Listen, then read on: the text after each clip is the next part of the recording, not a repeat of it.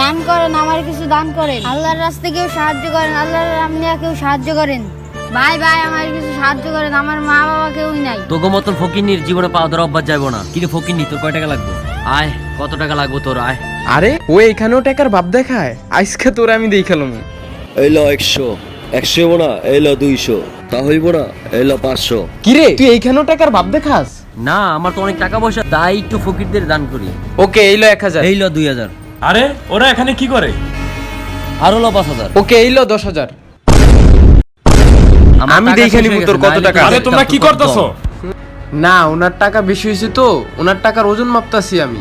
তোমরা কি জানো না আমাদের নবী এক হাতে দান করলে আর এক হাত জানতো না? তোমরা কি মুসলিম না? আমি আপনাদের কারো টাকা নিব না, আপনাদের টাকা আপনারা নিয়ে যান।